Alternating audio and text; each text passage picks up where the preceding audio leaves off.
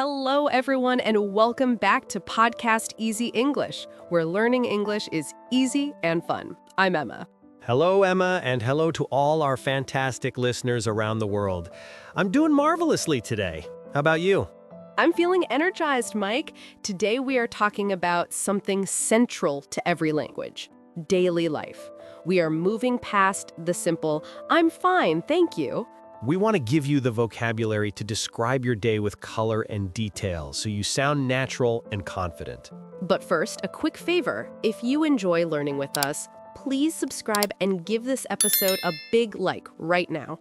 It helps us find more wonderful students, just like you. Now, let's explore how to answer, how are you, naturally. Instead of I'm fine, try I'm doing great, thanks, or I'm a little swamped, busy, but managing. Great tips. Let's get right into the vocabulary for your morning routine.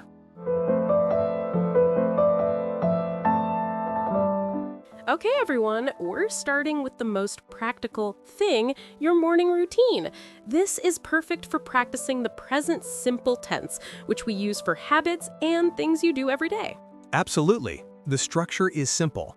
I plus verb.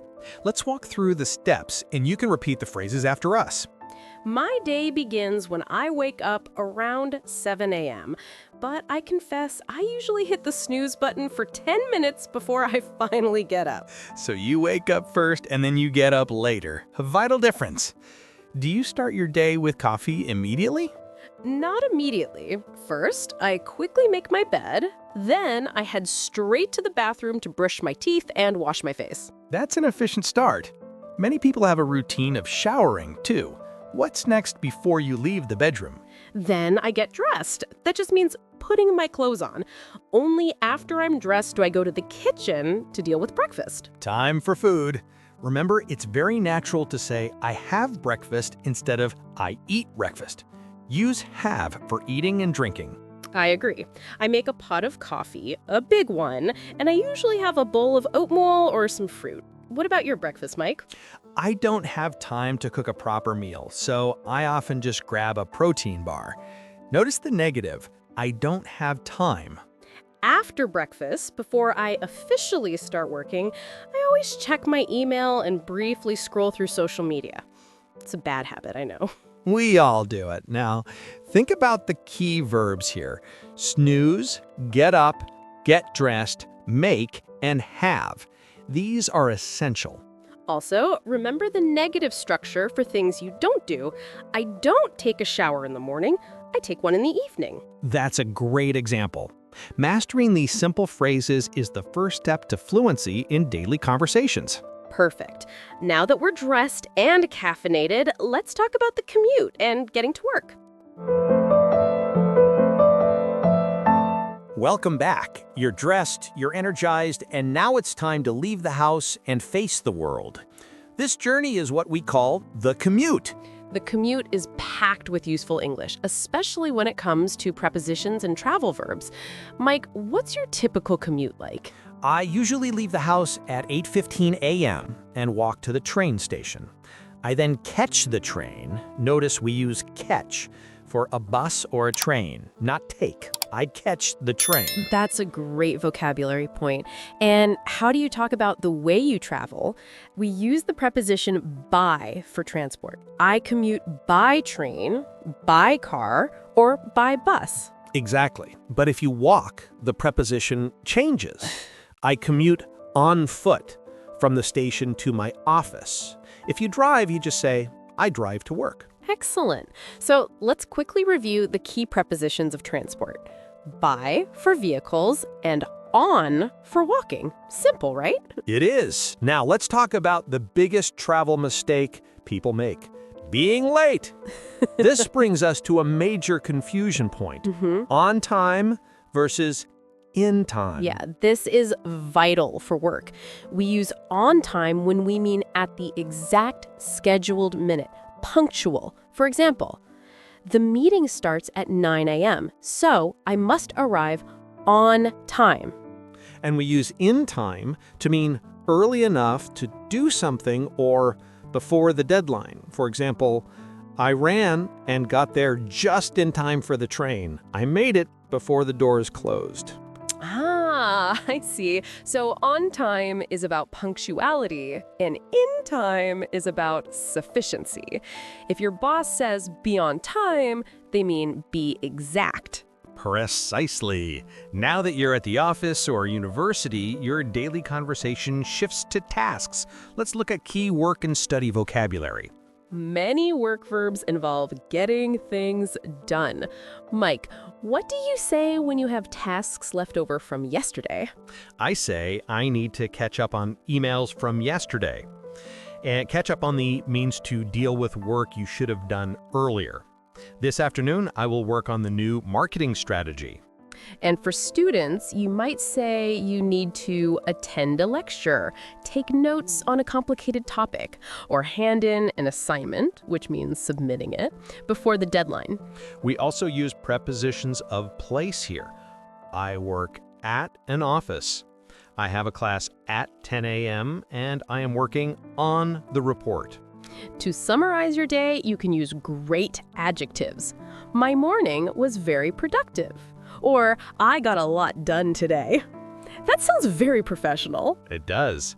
Remember, by combining these transport phrases, prepositions, and work verbs, you can clearly and accurately describe your entire professional or academic day. Fantastic! We've made it through the busiest part of the day. Next, we'll talk about the best part, downtime and the evening routine. Welcome back. We've done the hard work. Now we talk about the best part of the day, downtime, and the evening routine. This is where we see some of the most common and useful phrasal verbs in English. They are essential for sounding natural. Phrasal verbs are verbs combined with a preposition that change the meaning. Let's start with how we finish work. When I finish my task for the day, I first wrap up my day, which means I conclude all of my responsibilities. I do the same. I wrap up my tasks and then tidy up my desk quickly. You need to switch off from work mentally. Exactly. Once you're home, you need to relax. A great phrase for this is wind down. It means to relax gradually after being busy or stressed. I love that phrase. I like to wind down with a cup of herbal tea or a good book after a busy afternoon. That's a perfect example. We also use casual verbs like chill out, which simply means to relax and take it easy. Example, I chill out on the sofa after dinner and watch a little TV. It's my favorite form of relaxation. And what if you missed something yesterday? You need to catch up on it. We use it for work, but also for hobbies. Right. I need to catch up on the new season of my favorite TV show. Catch up on means to get updated on something you missed. Very common. Now let's talk dinner. If you are a fast cook, you can whip up a quick meal, prepare it quickly. Or if you're too tired to cook, you can always order in pizza, curry, or Chinese food. That is a fantastic option. After dinner, I often read a book or go for a walk. This is my way of getting fresh air before bed. And before you actually get into bed, you might lay out your clothes for the next day. This prepares you for the morning rush. It's all about preparation. And finally, the ultimate goal, sleep. When you physically go to bed, you can say you turn in for the night. Turn in is a great phrase, and hopefully you drift off to sleep quickly. Drift off is a beautiful way to say you fall asleep peacefully. Let's do a quick practice. What do you do right before you go to sleep, Emma? Use one of our new phrasal verbs. I wind down with some calm music for about 30 minutes, and then I turn in. Excellent! Use these phrasal verbs tonight, listeners. Try to wind down and turn in early. We've made it! We covered a huge amount of practical English today, from waking up to drifting off to sleep. That's right. Now let's quickly recap the most important grammar point: when to use the present simple and when to use the present continuous. We focused on the present simple tense because it's perfect for daily routines, things you do every single day without fail. The structure is easy. I make my bed, I catch the train, I have a coffee. It describes your normal life. But your day isn't always normal. Sometimes you need the present continuous tense to talk about a temporary situation or what's happening right now. The structure for that is person plus am, is, are plus verb plus ing. So I am working or she is studying. Let's clearly contrast them. Present simple is for your normal, permanent life. I work at the office. And present continuous is for a temporary change. Today, I am working from home because of the snow. Another contrast. I always read books. Simple, my hobby. But right now, I am reading a new novel by the window. Continuous, temporary action. The key is to ask, is this my normal life or is this happening just now? This small difference makes your conversation much more accurate. It's also great for answering, how's your day going? You can use both tenses in one answer. You can say, it's good. I usually work on emails in the morning, but today I am working on a big presentation. Excellent. By understanding that small difference, you can handle almost any daily conversation with confidence. Now, let's move to the most important part, your assignment. We want you to practice in the comments below. The best way to learn is to do it. We want you to use the vocabulary and grammar you learned today. Your homework challenge is, what is the most productive part of your day? Tell us 2 things you do. Use the phrasal verbs we taught you. For example, I wind down by reading a book, or I wrap up my day at 5 p.m. Please use a verb like get up or a phrasal verb like turn in your sentences. We will be reading the comments and we'll try to reply to you. That is a promise. Engagement is the key to fluency. Thank you so much for joining us on this deep dive into daily life. Remember, your English is a journey and you are doing a wonderful job. Keep practicing.